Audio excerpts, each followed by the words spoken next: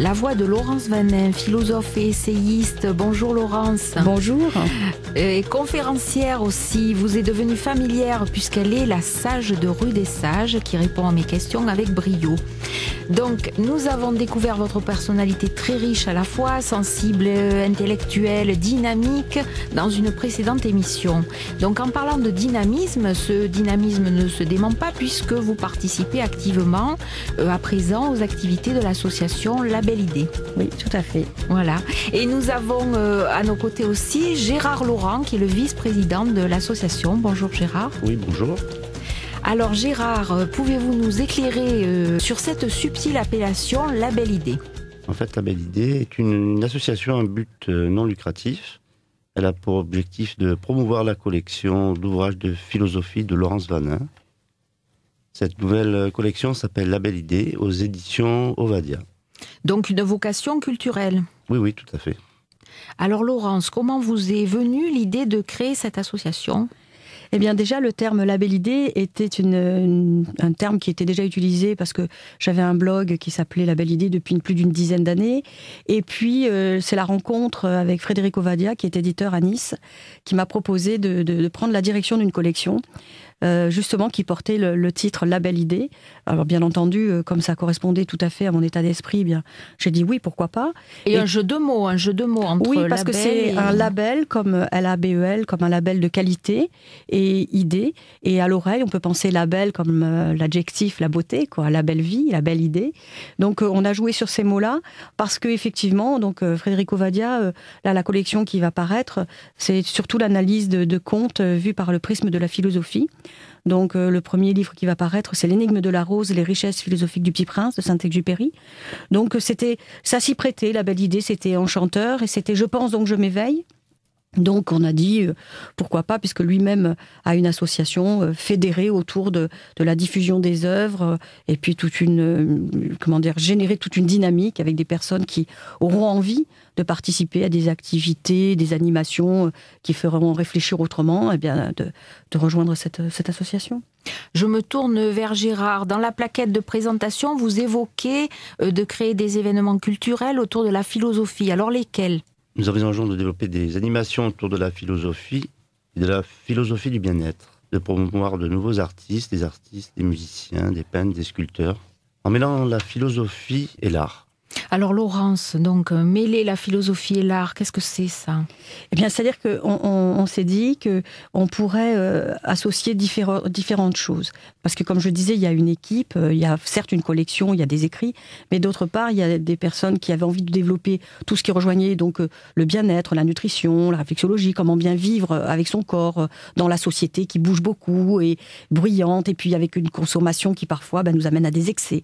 Donc on voulait qu'il y ait des recherches là-dessus, des discussions, alors avec des réflexologues, avec des nutritionnistes, avec des médecins, enfin, développer ce pôle-là parce que le bien-être est important. La vie bonne, alors ça se... Oui, puis ça s'apparente à la vie bonne. Oui, puis c'est une philothérapie. C'était ce qu'on avait entrevu, d'ailleurs je l'avais écrit dans un de mes ouvrages, c'était tout ce qui rejoignait le fait qu'on veut aller vers l'ataraxie, l'absence de troubles, peut-être un peu d'ascétisme parfois, alors être dans l'excès quand on en a envie parce que c'est amusant, mais savoir aussi se restreindre et revenir à des choses plus neutres et plus faciles. Et puis, d'un autre côté, le troisième axe, Gérard l'a souligné, c'est ce rapport à l'art. Comment faire émerger des jeunes talents. Alors quand on dit jeunes talents, c'est des personnes qui ont peut-être un certain âge, qui se sont mis à la peinture il y a quelques années, et puis on a dit bien on va conjuguer.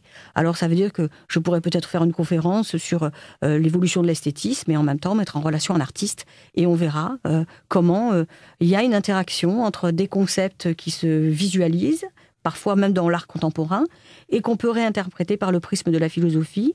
On le fera aussi avec des musiciens, des sculpteurs, comme l'a dit Gérard. On va diversifier de manière à ce qu'il y ait la possibilité pour le plus grand nombre, en fait, d'aller vers la culture, la philosophie, de façon un petit peu différente, et soutenue bien sûr par les écrits de la maison, on va dire. Donc peut-être par exemple pour l'art, le rapport avec le sacré aussi, parce que bien sûr. Par exemple le jardin de Giverny de Monet, donc il peignait des fleurs, d'accord, mais c'était des fleurs, il y avait un rapport au divin, à une sublimation.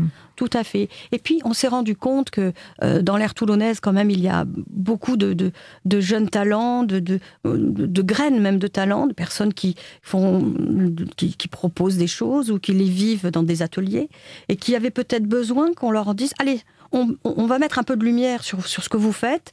Et en plus, c'est intéressant parce que ça rejoint des concepts, ça rejoint des idées. » Alors, bien sûr, il y a de nombreux conférenciers qui interviendront, qui seront spécialistes de différentes questions.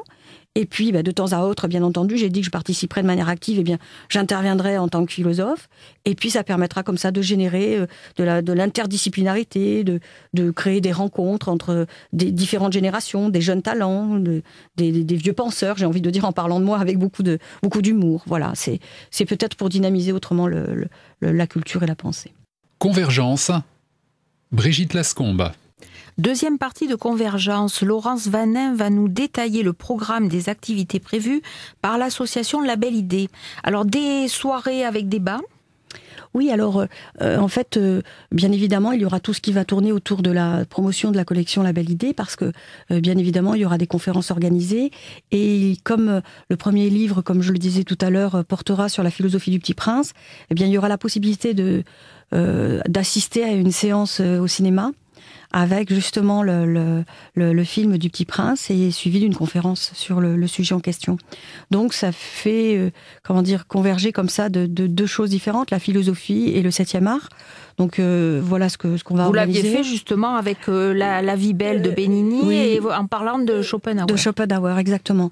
Donc il y aura des choses comme celle-ci. Donc vous voyez, on change complètement de cadre, de choses. Hein. On est dans un autre rapport que le débat traditionnel, le magistral, etc.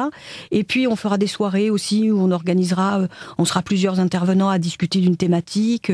Donc ça, on fera ça dans un restaurant, comme ça on peut faire de la convivialité. Et là, les thèmes seront parfois associés au rock, à la musique. Oui, à la musique. Donc complètement. Alors parfois nous aurons des musiciens, parfois nous aurons carrément des spécialistes en neurologie qui parlent des effets seulement de la musique.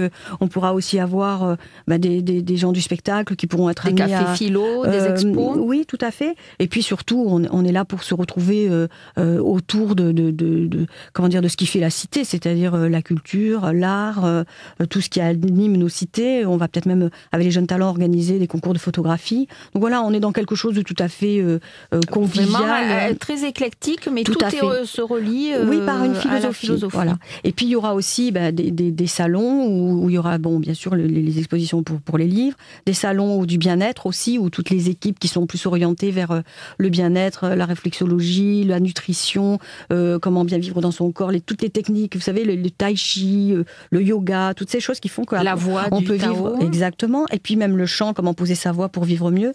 Donc on aura toutes aussi ces activités qui tourneront autour du bien-être, avec toute une équipe de bénévoles qui a vraiment envie de se consacrer à cette démarche. Et puis nos artistes, parce que vraiment il y en a beaucoup.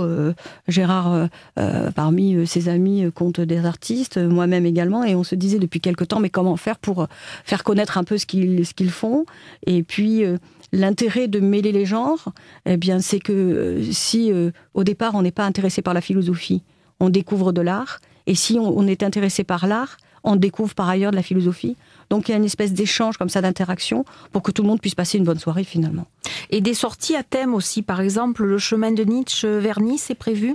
Oui, par exemple, parce qu'il est vrai que... Qu'est-ce que c'est alors ce chemin de Nietzsche ? Le chemin de Nietzsche... Il m'intrigue, j'ai bien envie de le parcourir. C'est-à-dire que les éditions Ovadia sont sur Nice déjà, donc, et on a prévu d'organiser des espèces d'étapes comme ça, philosophiques, où on va organiser une espèce de jeu où il y aura des étapes, où il faudra aller recueillir des indices, et puis il y aura des réponses à donner, et puis progressivement, ça nous mènera vers un nom de philosophe, ou bref, on va organiser des jeux comme ça, qui nous amuseront. Et puis Nietzsche était venu en France, voilà. Et il a séjourné à Nice. Exactement. Et à Nice, il y a le fameux chemin de Nietzsche, parce qu'il séjournait à Nice, dans l'arrière-pays, dans le nord de l'Italie aussi, parce qu'il avait des problèmes de santé, et il aimait beaucoup se promener comme ça, dans ces paysages, avec ce bleu du ciel et de la mer, ce soleil, il avait l'impression même d'être presque en Grèce.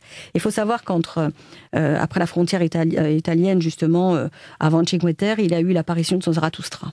Donc le chemin de Nietzsche, c'est ça. C'est toute cette démarche que l'on peut faire en marchant vers Èze, parce que Aise, entre Donc Aise une et marche Nice, à pied en détaillant les endroits où il est allé pour Bien sûr. et où il a eu cette inspiration Tout à de fait. Zarathustra. Et là, justement, on avait Monsieur Janicot, qui était professeur à l'université de Nice, qui d'ailleurs est décédé sur le chemin de Nietzsche. Comme quoi, vous voyez la philosophie. Et il était d'ailleurs en compagnie de Monsieur Jean-François Mattei, qui avait été très touché par cela. Et c'est vrai que c'est un lieu mythique quand on est philosophe. Alors, faut pas le faire en pleine saison parce que c'est pas évident, mais marcher au bord de l'eau et en s'imaginant Nietzsche, de même que faire la promenade entre Gênes et au bord de mer comme ça, et à s'imaginer Nietzsche voyant arriver vers lui son Zarathustra. L'inspiration. Tout à fait. Voilà, donc ça c'est une D'autres idée. lieux aussi, d'autres lieux sont prévus. Oui, il y aura d'autres lieux parce que déjà. Et là, il faut partir la journée. On verra comment on va organiser tout ça. Oui, partir la journée. De toute façon, ça sera souvent des thématiques en rapport avec des livres, en rapport avec ce que font nos différents bénévoles et intervenants. Pour les chemins de la nutrition, on peut avoir des journées sur des algues, la spiruline, les bienfaits pour la santé. Vous voyez, il y aura plein de choses.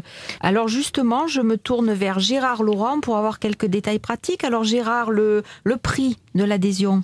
Le prix sera de 35 € par an. Oui. Pour pouvoir participer aux activités de l'association. Pour nous contacter par mail, label.id@yahoo.fr ou sur Facebook.